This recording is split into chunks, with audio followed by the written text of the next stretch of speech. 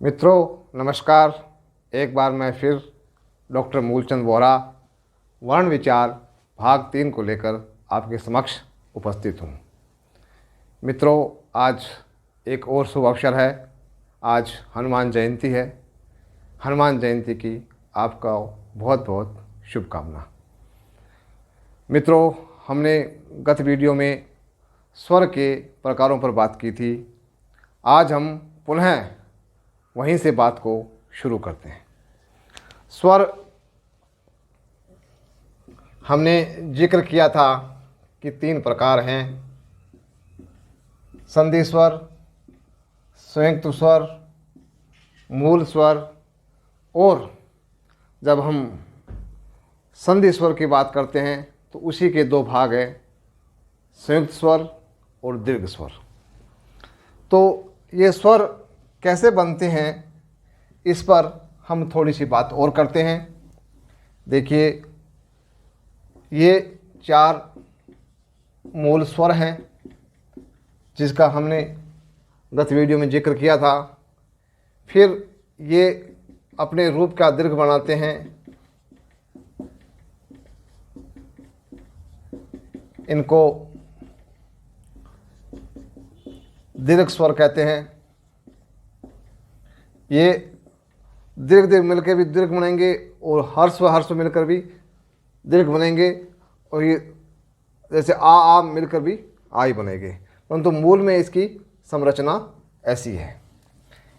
ये अपने रूप के साथ मिलकर अपना रूप बड़ा बनाते हैं, इसलिए हम इनको दीर्घ कहते हैं। इसी तरह जब हम बात करते हैं संयुक्त स्वर की, तो ये देखो ऐसे और ऐसे बनते हैं। ये ओ बनता है और ये औ बनता है, और ए के साथ अ के साथ जब ई मिलाते हैं तो ए बनता है, और आ के साथ जब ए मिलाते हैं तो आई बनते हैं। तो इनमें संयुक्त का शाब्दिक अर्थ यही होता है, भली प्रकार से युक्त करना। तो इसमें 2 अलग अलग मूल स्वरों को मिलाया जाता है, इसलिए इसको संयुक्त स्वर कहते हैं। और उनमें 2 आप खुद का रूप बड़ा किया जाता है, इसलिए उनको दीर्घ कहते हैं। और सभी में संधि होती है, इसलिए मूल स्वरों को छोड़कर बाकी स्वरों को हम संधि स्वर कहते हैं। मित्रों, हमने यहाँ पूरे 11 स्वरों को विभाजित कर दिया, और इसमें से कोई प्रकार का प्रश्न आता है तो इसका जवाब आप आसानी से दे सकते हैं। अब हम आगे बात करते हैं स्वरों के प्रकार की। तो स्वरों के प्रकार कई प्रकार से बनते हैं। नासिक के ध्वनि के आधार पर, सजातीयता के आधार पर, इनके जो रूप के आधार पर, और इनके प्रयोग के आधार पर। तो हम अभी केवल इनकी संरचना का जो आधार बना करके इनका जो निर्माण होता है, उसका किस प्रकार निर्माण किया जाता है, केवल अभी हमने उसका जिक्र किया है। हम आगे इसका जिक्र करेंगे जो इसका प्रयोग किया जाता है उसके आधार पर। तो प्रयोग में जो स्वर है वो 2 तरह से प्रयुक्त होते हैं। वो 2 तरह से क्यों प्रयुक्त होते हैं, ये केवल हमारी संस्कृत या हिंदी भाषा में, या हमारी जो प्रकृति की अन्य भाषा है जो जिसमें इस अक्षरिक लिपि का प्रयोग किया जाता है, मराठी में, गुजराती में नहीं, मराठी में, तो जिनके लिए देवनागरी लिपि का प्रयोग किया जाता है, उनमें ये स्वर है वो 2 रूप में होते हैं। एक ये इस रूप में या इस रूप में अ आ, और एक इसमें ये हलंत हटता है। क्या हटता है? हलंत हटता है, और इसमें फिर आ, फिर ई, फिर इस प्रकार 11 मात्राएं बनती है। तो एक तो स्वर अ, आ, ई, उ, ऋ, ए, ऐ, ओ, औ, ये 11 हुए।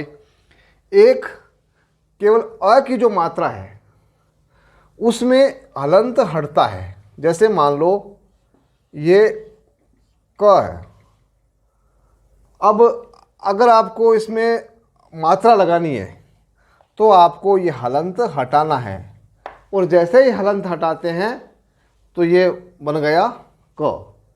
तो कुछ पुस्तकों में आपको मिलेगा कि मात्राएं 10 ही होती हैं, जबकि विद्यार्थियों, मेरे साथियों, ये गलत तथ्य है। मात्राएं 10 ही होती है, नहीं सॉरी, मात्राएं 11 होती है, क्योंकि अ की मात्रा कुछ भिन्न आकृति लेकर प्रकट नहीं होती, इसलिए भ्रमवश हम मात्राओं को 10 बता देते हैं। मात्राएं कितनी होती है? 11 होती है, क्योंकि जितने स्वर है उतनी ही मात्राएं हैं। हमारे यहाँ जो मात्रा है वो 2 अर्थ में है। एक मात्रा क्वांटिटी के अर्थ में, जब क्वांटिटी के अर्थ में या तोल के अर्थ में हम इसका प्रयोग करते हैं तब हमारा अर्थ होता है उसका उच्चारण काल। तो एक तो अर्थ हुआ मात्रा का उच्चारण काल, और दूसरा हुआ अर्थ इसका मात्रा का स्वरों का वह बदला हुआ स्वरूप।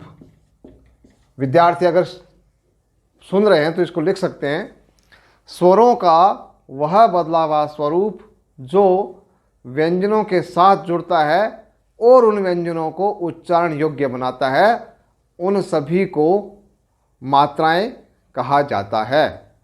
अर्थात स्वर और मात्रा में यही भिन्नता है, जब वो स्वतंत्र होते हैं तो स्वर कहलाते हैं, और जब किसी व्यंजन के साथ जुड़ते हैं तो वह मात्रा कहलाते हैं। जैसे ए स्वर है और यह म के साथ जुड़ गए, ये बना मे, तो यहाँ जो ये जुड़ा है इसको कहेंगे हम मात्रा और इसको कहेंगे हम स्वर। तो केवल इतना ही फर्क है। तो अगर हमने पहले ही जिक्र कर लिया कि स्वर हमारे 11 होते हैं, तो जितने स्वर होंगे उतनी ही मात्राएं होगी। तो मात्रा का 2 अर्थ हुआ हिंदी में, एक तो उच्चारण काल के आधार पर जिसमें 3 प्रकार की मात्राएं होती है, उसका भी हम यहाँ थोड़ा सा विश्लेषण कर देते हैं। आप श्वेत पट पर गौर कीजिएगा। देखिए, ये एक मात्रा होती है हर्स्व मात्रा। हर्स्व को ही हम लघु कहते हैं, और एक मात्रा होती है दीर्घ मात्रा, और इसको कहते हैं गुरु। ये 2 शब्द एक साथ बोलेंगे, जब हर्स्व बोलेंगे तब दीर्घ बोलेंगे, और लघु बोलेंगे तो हम गुरु बोलेंगे। और इसका चिन्ह है, छंद शास्त्र में आता है, इसका एक ये चिन्ह लगता है और इसका ये 2 चिन्ह लगता है। और एक संस्कृत में मात्रा है प्लुत। प्लुत का अर्थ होता है मतलब उछलता हुआ। तो इसमें इसके लिए संकेत है, इसकी 3 मात्राएं प्रयोग की जाती है। तो अगर आपने देखा होगा ओम जो लिखा होता है ओ, और इसके साथ ये, तो ये जो मात्रा लगती है, ये एक बार गौर करना, ये ओ, अब ये जो लगा हुआ है ये 3 मात्रा का सूचक है, ओ म, ऐसे। तो ये जो 3 लगा होता है ये है मात्रा का सूचक, जिसे कहते हैं प्लुत मात्रा। हिंदी में हमारे वैसे प्लुत मात्रा का प्रयोग नहीं किया जाता, केवल संगीत में आलाप करते समय, या जब मोबाइल का ज़माना नहीं था, जब भेड़ चलाने वाले, गाय चलाने वाले एक दूसरे को आवाज़ देते हैं, तो वहाँ जो मात्राएं प्रयुक्त की जाती है उसे हम प्लुत कहते हैं। जैसे रामू, मोहन, तो ऐसा जब बोला जाता है तो वहाँ प्लुत मात्रा होती है। हमें हिंदी में इन 2 मात्राओं का ही ज्ञान अच्छी तरह से हासिल करना है, एक लघु मात्रा, एक गुरु मात्रा। जितने भी स्वर है वो इन दोनों मात्राओं में सिमट जाते हैं। जो स्वर रूप में आते हैं तब भी आपके पास लघु मात्रा लगेगी, और जब मात्रा रूप में आते हैं तो भी लघु मात्रा लगेगी। जैसे मूल स्वर है ये 4 ओ, उ, ई और री, ये जब मूल रूप में आएंगे तब भी ये हर्ष मात्रा लगेगी, और जब मात्रा रूप में आएंगे जैसे क, कु, की या क्री, यहाँ देखो ये है मूल रूप में मूल स्वर है, और यहाँ ये मूल स्वर मात्रा रूप में बदल कर यहाँ काम आ रहे हैं। तो यहाँ दोनों जगह ही इसकी मात्रा क्या होगी, हर्ष होगी या लघु होगी। अब जितने संधि स्वर रहे शेष कितने रह गए हैं, 7, वो 7 संधि स्वर गुरु मात्रा में आएंगे। तो हम इस प्रकार भी स्वरों का विभाजन करते हैं, स्वर रूप में और मात्रा रूप में। साथियों की ये हमें इसलिए करना पड़ता है, मात्रा और स्वरों को अलग अलग इसलिए करना पड़ता है क्योंकि हम हिंदी में देवनागरी लिपि का प्रयोग करते हैं, और देवनागरी लिपि की पहली शर्त होती है कि वो लिपि है अक्षरिक। अक्षरिक लिपि का अर्थ होता है, अक्षर का हमने पहले भी जिक्र किया था, अक्षर का मतलब होता है वह ध्वनि जो नष्ट नहीं होती या जिसके टुकड़े नहीं किए जाते। तो अक्षरिक ध्वनि में स्वर और व्यंजन अलग अलग नहीं होते। जैसे क लिखना है तो आपको ये अलग अलग नहीं लिखना होगा, एक साथ ही लिखते हम क। उसी प्रकार का लिखना है तो हम अलग अलग नहीं लिखते, एक साथ लिखते हैं का, ऐसे और ऐसे। तो हमारी हिंदी में क में अ मिला हुआ रहता है या का में आ मिला हुआ रहता है। तो ये जो व्यवस्था होती है उसको कहते हैं अक्षरिक लिपि। अंग्रेजी में वर्णिक लिपि है। वर्णिक लिपि में क्या होता है कि वर्ण का उच्चारण अलग होता है, और वो उसका जब शब्द में प्रयोग होता है तो उसका उच्चारण अलग होता है। जैसे एप्पल है, अब ये एप्पल, अब यहाँ जो इसका अलग अलग करेंगे तब ये इसका ऐसा होगा, ए पी पी एल और ई, ये इसका ऐसा उच्चारण है। देखो A P P L E. अब इनका मूल उच्चारण तो ये है वर्णों का, परंतु जब शब्द में आएगा तो इसका उच्चारण भिन्न हो जाएगा। परंतु हमारी हिंदी में क्या है, जैसे क का उच्चारण वही क, म का उच्चारण फिर ल का उच्चारण। अब ये अलग अलग स्थान पर है तो भी उच्चारण क है, और जब ये एक साथ आएंगे तो भी इसका उच्चारण रहेगा क। तो हमारी लिपि अक्षरिक लिपि है, और जो रोमन लिपि है वो वर्णिक लिपि है। इसलिए हमें जो जैसा इसलिए हिंदी में कहा जाता है कि जैसा बोला जाता है वैसा ही लिखा जाता है। और हमारे यहाँ जो स्वर है वो मात्रा रूप में व्यंजनों के साथ लगे हुए रहते हैं। अब जैसे मान लो वहाँ हिंदी में राम लिखना है तो आपको RAM लिखना पड़ेगा, परंतु अंग्रेजी में राम लिखना है तो RAM है, और हिंदी में जब राम लिखना है तो र के साथ ही आ की मात्रा लग जाएगी, और इस मैं के साथ ही अ की मात्रा लग जाएगी। वैसे तो वो राम ऐसे लिखते हैं रामा, वो इसीलिए लिखते हैं क्योंकि यहाँ उनका जो स्वर है वो अलग रहता है, यहाँ भी उसका स्वर है वो अलग रहता है। हमारा यहाँ हिंदी में स्वर उसके व्यंजन के साथ जुड़ा हुआ रहता है। इसलिए एक किस्सा भी इस वर्णिक लिपि के बारे में चर्चित है कि एक बहुत रोचक किस्सा है कि एक अंग्रेजी मीडियम विद्यालय था, तो कोई हाकिम थे, उन्होंने अपने बच्चे को इंग्लिश मीडियम स्कूल में डाल दिया। एक दिन बच्चे की कॉपी देख रहे थे तो कॉपी में लिखा था NATURE,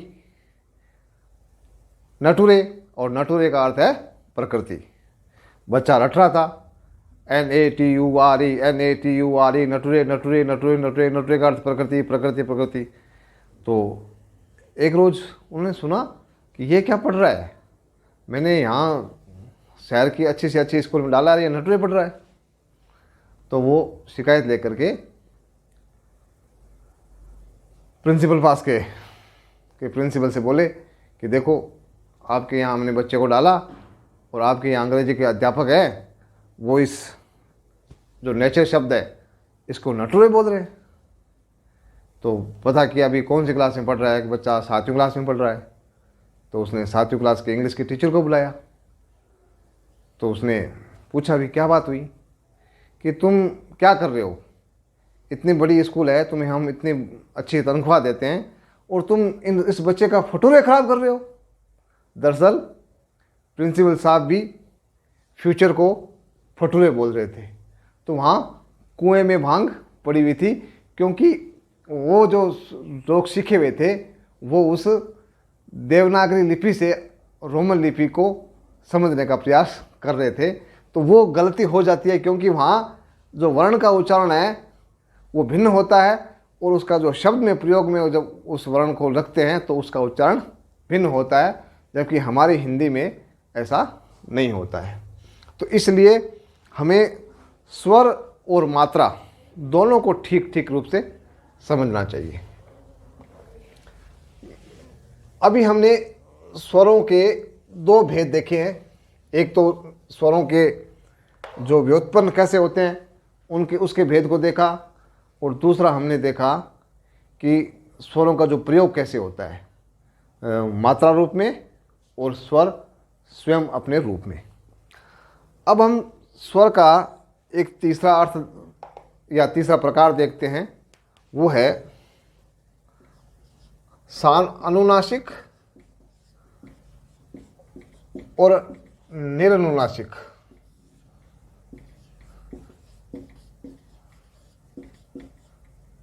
निरनुनासिक,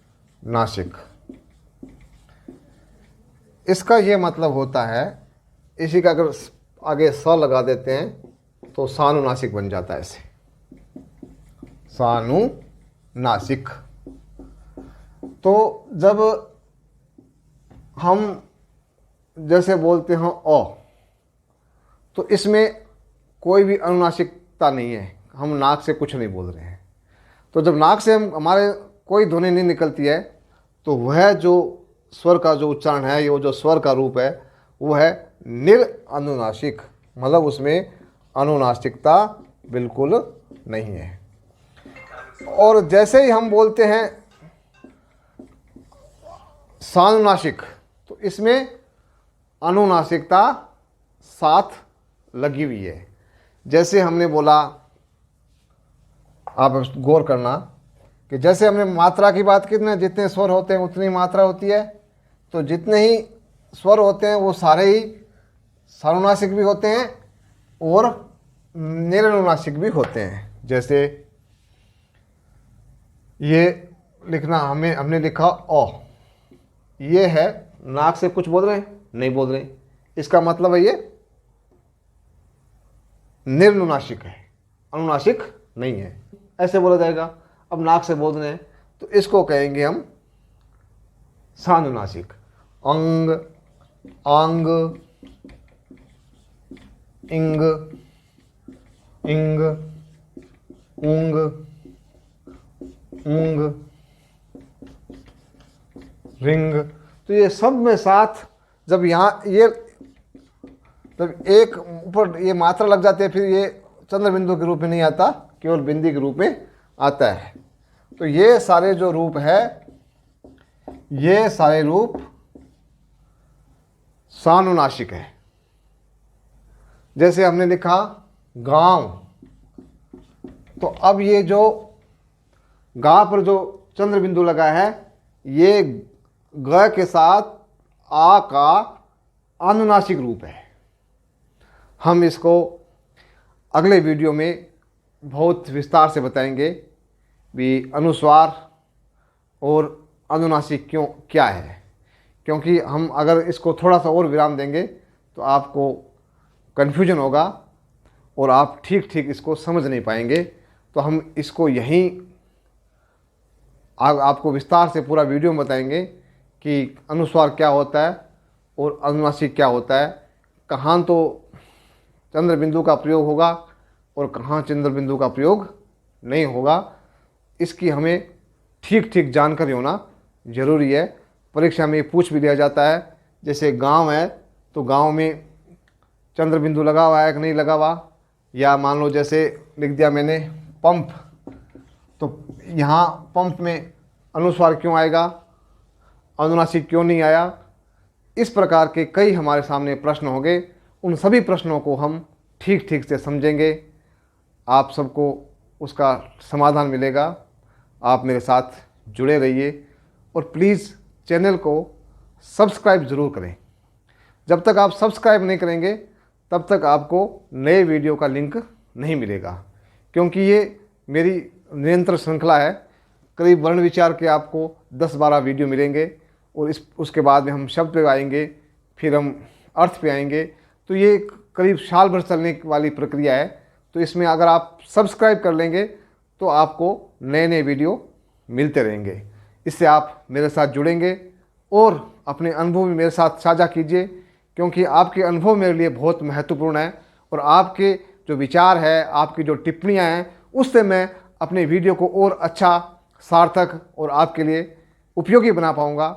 ऐसी मेरी भावना भी है, मेरी ऐसी इच्छा भी है। मैं आपके साथ कुछ अपने अनुभव, आपके अनुभव एक साथ साझा हो सके और फिर हम उसको वीडियो में शामिल कर सके, तो ये वीडियो बहुत अच्छा बनेगा, बहुत सार्थक बनेगा। इसी भावना के साथ, इसी विचार के साथ, जय हिंद, जय भारत।